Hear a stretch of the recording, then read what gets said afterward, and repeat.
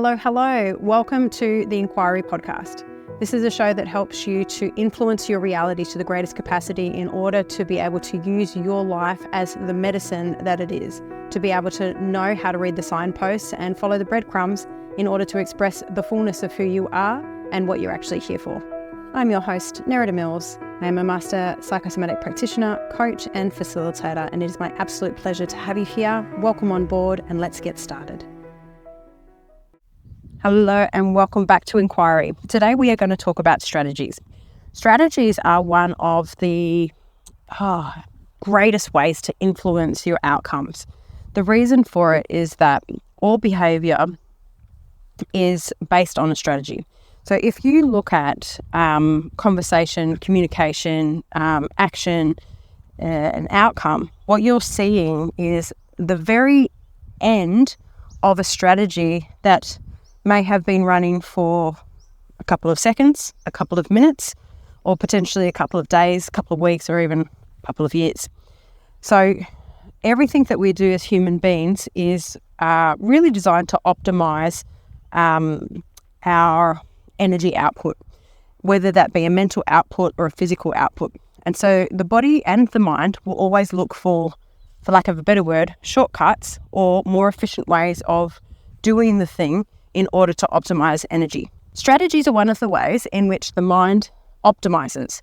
And so what we want to do is we want to move as quickly as possible any repetitive behavior from a conscious choosing into an unconscious action. And how we do that is that the mind creates strategy around it. So unconsciously we pick up what the trigger is that we're going to have to behave in a certain way. We look at what are the indicators and the steps that we need to take in order to get that outcome.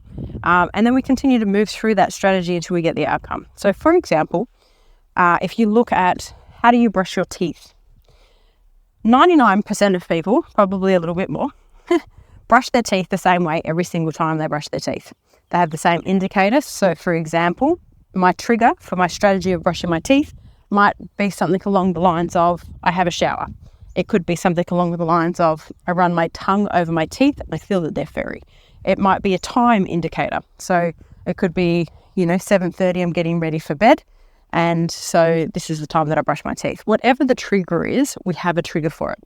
Then what we have is a series of steps that we take in order to be able to know that we're going to get an adequate outcome.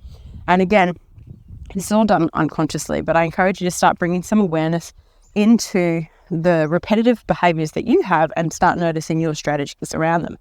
So with brushing your teeth, for example, like I personally start my top left back tooth and I go from the front all the way around to the front of the top back right tooth, and then I flip underneath.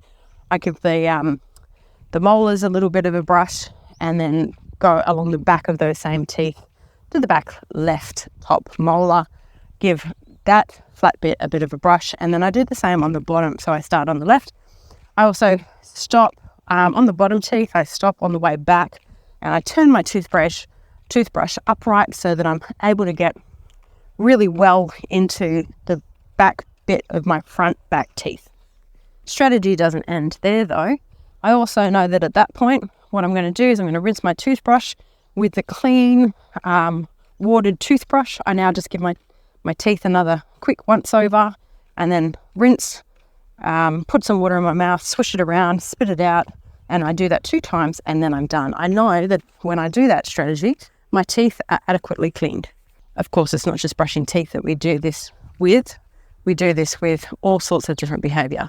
So you will probably make your cup of tea or cup of coffee the same way every time. You'll have the same strategy as to how you choose food on a menu when you go to a restaurant.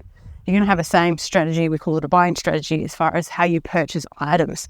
You actually have this a process that you would go through in order to do that. And maybe that looks like, maybe you have to see, so use your visual cues. You have to see something that you like. If you're a kinesthetic person, you'll probably go up and touch the fabric. If you have some stories around money, before you even touch the fabric, you might check the price. But you'll do it the same way every single time. And once all of those steps are actually met, at that point you make the decision. So some people have really simple strategies around buying and other people have really complex strategies around buying decisions. But the same is said for literally anything that we're doing in life. So you're going to have a strategy around how you communicate. You're going to have a strategy around how you regain control in a situation where you feel out of control. You're going to have a strategy around how you regain respect when you feel like you're being disrespected. You're going to have a strategy around how you show up for different roles in your life. You're going to have strategies around different archetypes or different identities that you step into. So strategies are really cool because within a strategy, we might have, say, 5 or 6 steps to a strategy, but you generally only need to change one step in order to change the outcome. So obviously, if a strategy is working for you, if it ain't broke, don't fix it. Leave it alone. It's doing fine. However, if you've got an area of your life that isn't working, we can actually use strategies as a way to unpick how we're creating that outcome and then restructure our strategy in order to get a different outcome. So, for example, with somebody who's struggling around their health, maybe we look at, specifically what is the strategy that you use to be able to choose the food that you're going to eat. And so, maybe what they might be noticing is that what they do is they go to the supermarket and they, buy whatever they want when they're in the supermarket. And then they get home and then they're going to eat whatever is in the fridge and the pantry. Whereas where the point of influence there obviously is not necessarily obviously, but the point of influence there is twofold. One, we can actually influence by adding an extra step, which is planning, by having some form of shopping list that we're actually going with. The other point of influence is you could remove the shop altogether and just do online shopping if you're noticing that you're getting distracted by the specials and, the shiny, pretty labels of things that marketers use to convince us that we need something that we don't actually need, or whatever it is. But when you can actually unpick your strategy, you can then shift it and change it and get better outcomes. I know for myself, if something ends up in my kitchen, I'm more inclined to eat it. I am getting better and better at that the older I get and the more that I'm really focused in on my health. But particularly in my younger years, if it was in the fridge, it was gone. Whereas, one of the things that I learned for myself is don't get it in the fridge. Just don't buy it. I won't even walk down the aisle in the supermarket of the shit food because I don't want it in my fridge. I don't want it in my pantry, and I don't want it in my body or my children's. So, for me, that's the strategy that I've now adopted in order to maintain the outcomes that I'm looking for. So we can do this in any area. The other way that we can use strategies for our own personal growth is we can also look at people who have the outcomes that we are looking for in our own life. And the cool thing here is that everybody runs strategies to get their outcomes, everybody. So if you're able to either notice or speak to a person who has the outcomes that you're looking for in life, you can actually replicate the strategy steps. Obviously not everything about them. You're not going to want to go and become somebody else. That's certainly not what I'm advocating for here. But for example, if somebody who I'm looking up to, let's just take the health example again, somebody who I'm looking up to in health, they go to the gym twice a week. And I notice as well within their strategy that they intermittent fast. I don't have to become them to adopt intermittent fasting and going to the gym twice a week. Now, obviously, there are two components of their overarching strategy. So I would want to get more details around other things that might be influencing their outcomes than just those two things. But if I adopted just those two things, it's going to be better than what I was doing before. So we can also look for other people's strategies. And this is why you should never, ever, ever, ever learn from somebody who does not actually have the result you're looking for in a certain area. Now that, again, if we look at this, some people are really great in certain areas and not so great in other areas. So it doesn't mean that because somebody doesn't have all of the pieces together in all of the areas of life that you shouldn't listen to them. But I would only listen to them around the area that they have nailed. It's pointless to follow the advice of somebody who hasn't yet integrated, applied, and got the results that you're looking for in their own life. Then you are literally the blind leading the blind, and worse than that, probably paying them to do so.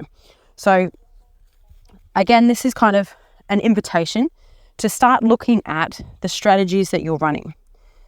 Look at the strategies you're running around your emotional state.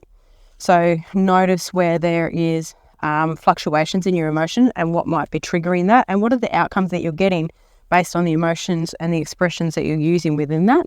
Obviously, initially we want to be non-judgmental about this. It's not about making yourself right or wrong. It's just about noticing. When we notice, we have awareness. When we have awareness, we have choice. So that's really what we're coming back to. You might find that you have strategies around an area that is not working for you in your life. So, again, life will always provide you the opportunity to bring awareness to that which is not working for you by drawing your awareness there, generally through some form of sensational pain. So take a moment, reflect in what is working really well in my life and what strategy do I use there. Give yourself some credit. Also, what is not working really well in my life? What is the strategy that I'm using there, and where are my influence points within that strategy? If you have any questions come up around this, or you want to kind of spitball ideas or get another pair of eyes on it, please feel free to reach out to me. More than happy to do that, and really looking forward to seeing what comes up for you, and also what can change for you by applying this knowledge in your own life. All right, beautiful people, I'll leave you there. Much love. So that's it from us. Thank you so much for joining me for this episode. I would like to really acknowledge you for spending the time to explore what creates your reality and how you can influence it best. If you have absolutely loved this episode and the ones before it, then I highly encourage that you jump onto my newsletter list. You'll be able to find the details of that in the show notes. You can also follow me on Facebook or Instagram at Nerida Mills. Really, really, really looking forward to speaking with you again soon. If you have any comments, insights, feedback, anything that you would like to share from these episodes, please feel free to email me at info@neridamills.com. Until next time.